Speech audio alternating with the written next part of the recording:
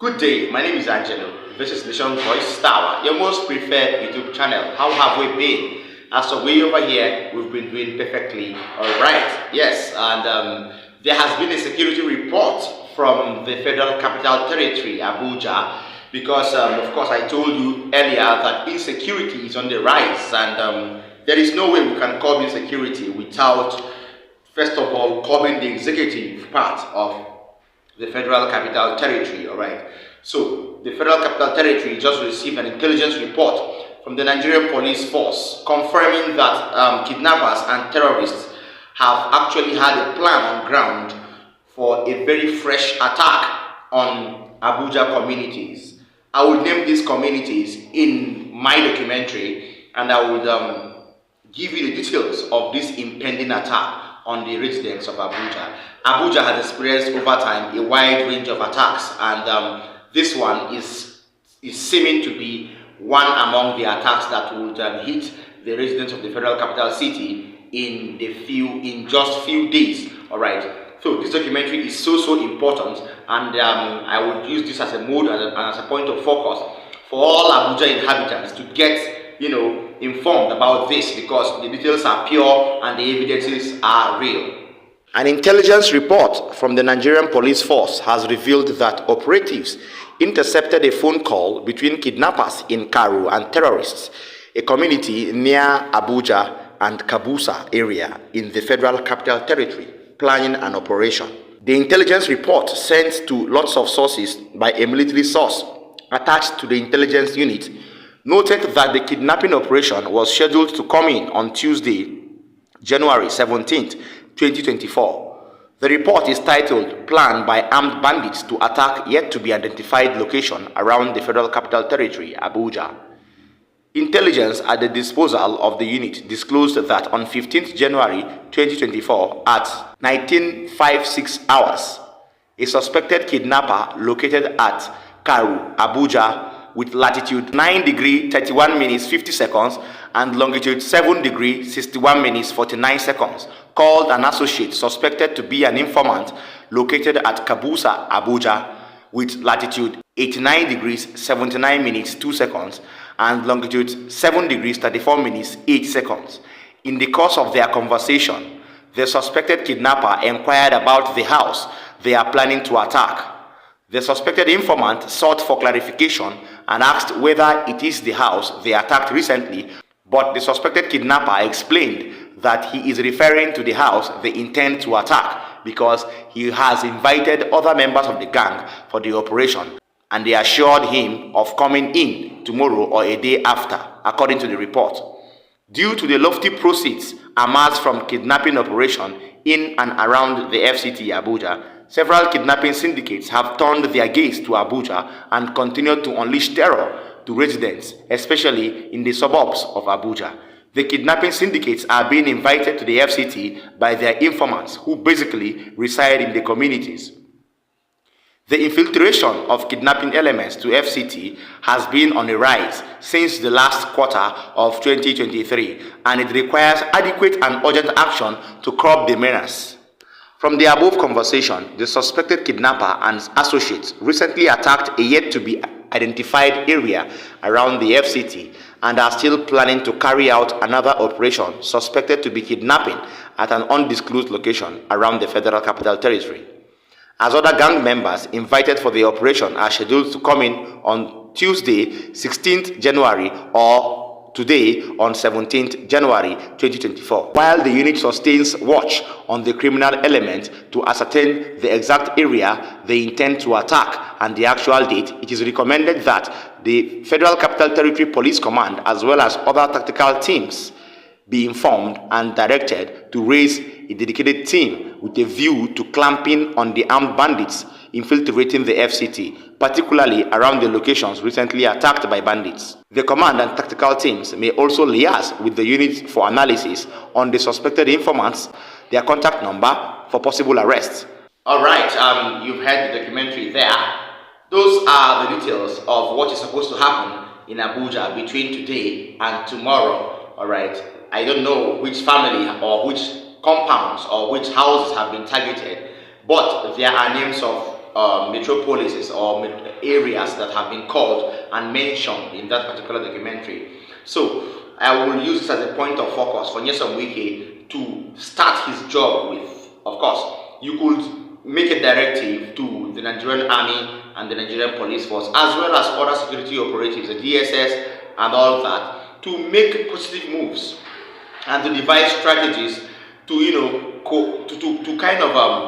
to curb these kidnappings and these incessant killings and all of that. Because if you don't do that, then your job as the Minister of the FCT has been defeated. All right, we have brought lots of updates about the failure of Nyesom Wike, but this impending attack is an intelligence report that needs to be acted upon with quick and immediate effect. So if you don't curb or wage this impending attack on Abuja families and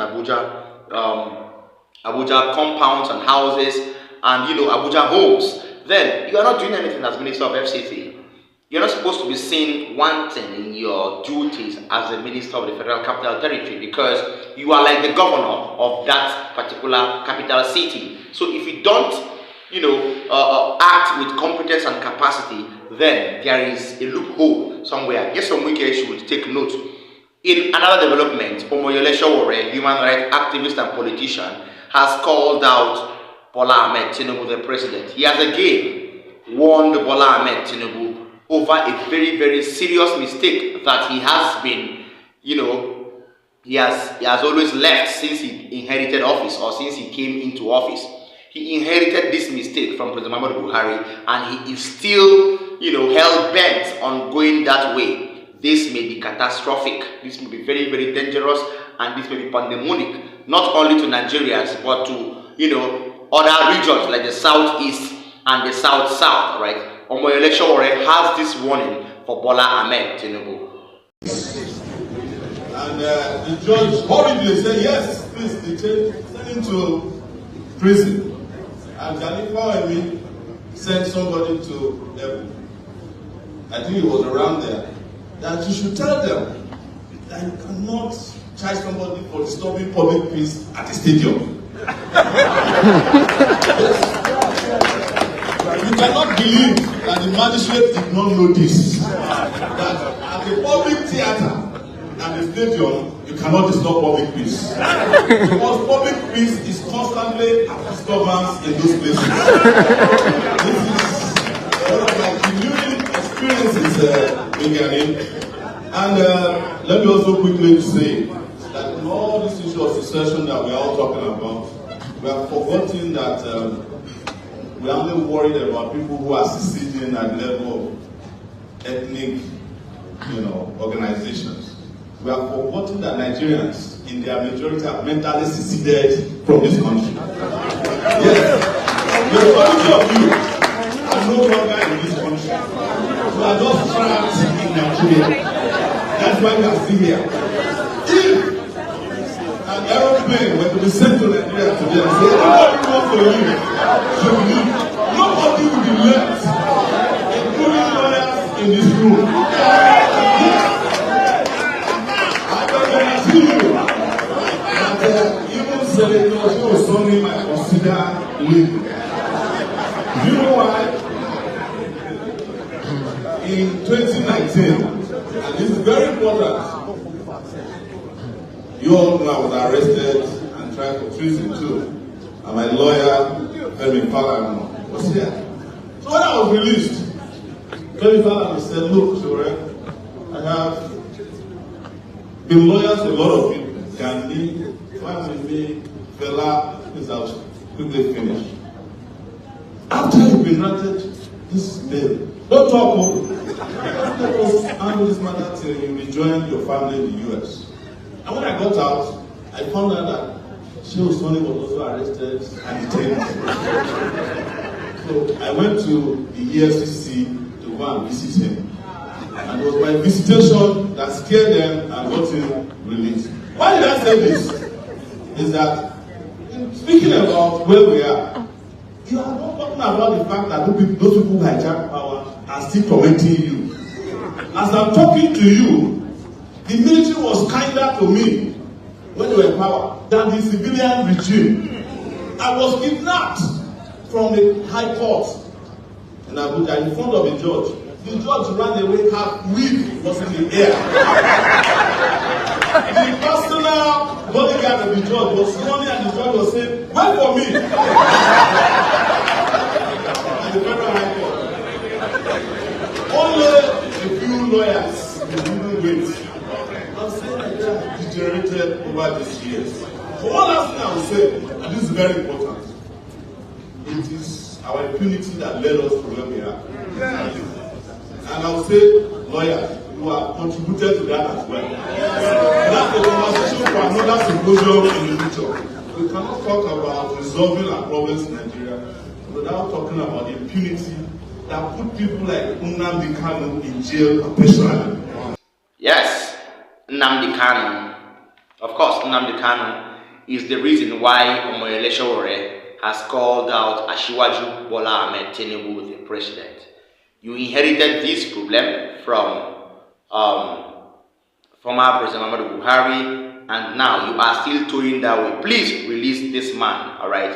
Release Nnamdi Kanu because, well, things have been settled already, and there is peace already. If you settle this particular part, let it be one act that you have done successfully since you came into power. Let it be one good thing that you have done.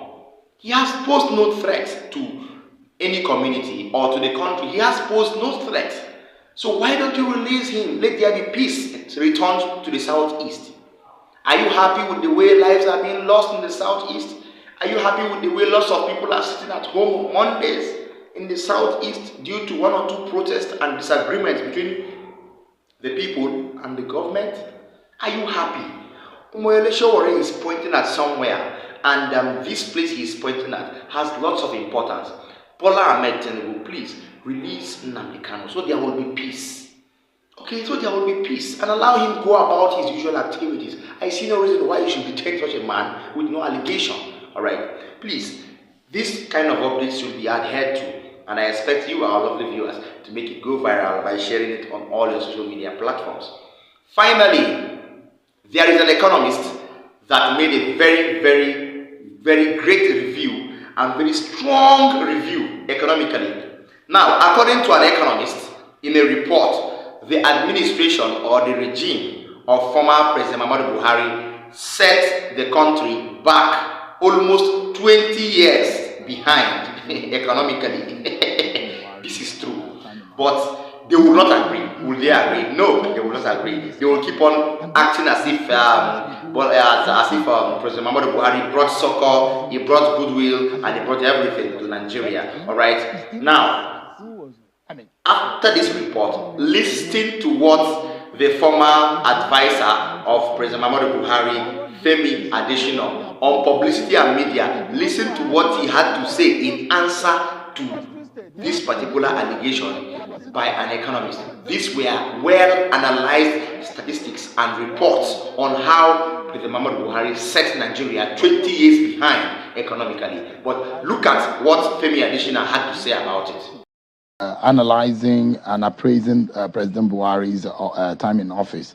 And one of them is also someone who served in his cabinet. And those descriptions include being ineffective. He doesn't care. As long as it doesn't affect him, he's indecisive. Who was it? I mean, there is a former minister who was on the program. He said, look, if Buhari appoints you a former minister of communication. I watched this. He said, if Buhari appoints you, he will not even, if you don't go and it was twisted.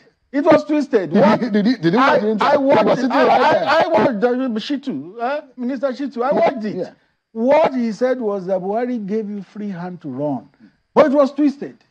It was twisted as being not interested and as being ineffective. I'm sure if you ask Minister Shitu again, the true meaning of all he said, he will tell you that his words were twisted. Well, I mean, if those who say that when the president gives you a job to do, it just allows you to do it, yes, even when you are failing. There are those who failed in their roles as minister, and the president kept them for 8 years. You didn't appoint them. You didn't appoint them. But Nigerians, they serve Nigerians, and Nigerians could have judged them. He is the appointer that can judge them. But Nigerians, they were working for Nigerians. The person, let me quote the good book. It says, "Who are you that judges another man's servant? It is before his master that he either rises or falls." That's what the good book says. So it is the person who appoints you that can really judge you. I mean, because there must be things he gave you to do by which he will judge you. And if by his own judgment you have met the goals he set for you, then who are you to say such person didn't meet the goal? How would you describe President Buhari's pace? I mean, this reflections in his pace to handling things. The first attempt in his activities will be appointing ministers, which took him about 6 months to do. And there are those who will say that sluggish tendency affected the economy largely.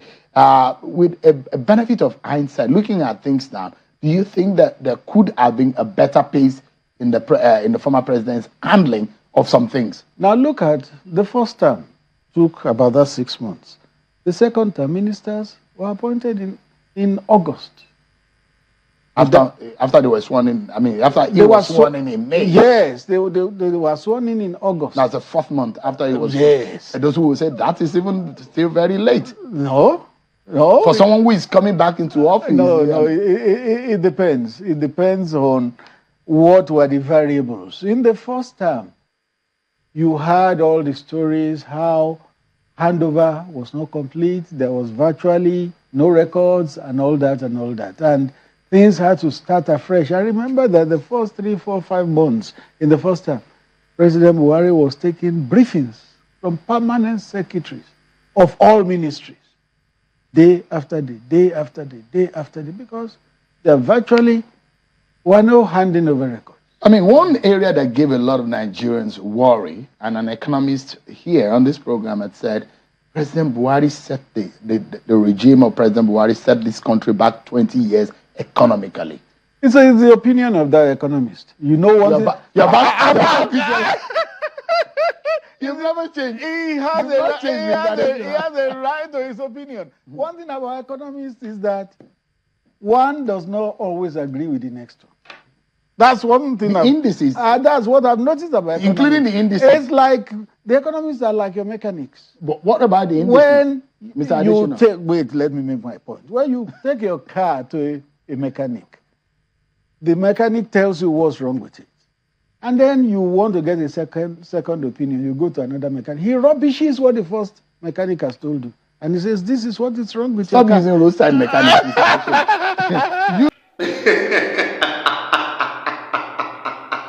Will they agree? No, they will never agree. They will never accept that President Muhammadu Buhari was a failure. They will never say it that he was a failure and another failure has come up from another failing party or another falling party. Alright? So I don't even know how, I don't know how it look in Nigeria. I don't know how people see. I don't even know how they discern good from bad or bad from evil or good from, I don't even know how they do these things. Because people like Femi Adesina are supposed to be held responsible for everything that happened during the President Muhammadu Buhari's regime. He was in charge of media and publicity and he failed in his duties. Why would he support President Muhammadu Buhari? Why? Well, I don't expect less because birds of the same feather would always flock together. But kudos to that economist that painstakingly analyzed and gave this statistical report on how President Muhammadu Buhari set the country backwards 20 years. Maybe after this administration of Asiwaju Bola Ahmed Tinubu, we may be behind in 50 years. Who knows? Because from what we are seeing, there is no progress, right? Unless a miracle happens, okay, or unless he's ousted out in 2027. Thank you so much for staying this far. Please like our videos, share them, drop comments for us in the comment section. Are you tired already? We have not reclaimed the country and you're tired. Please don't get tired. Drop more comments for us in the comment section. Give us your reviews on these our videos and these our updates so we'll know how well to serve you better. And don't forget, if you have not subscribed, do that. Tap the subscribe button as well as the notification bell so that we'll get to link up when I have a new update. See you next time. From me, bye.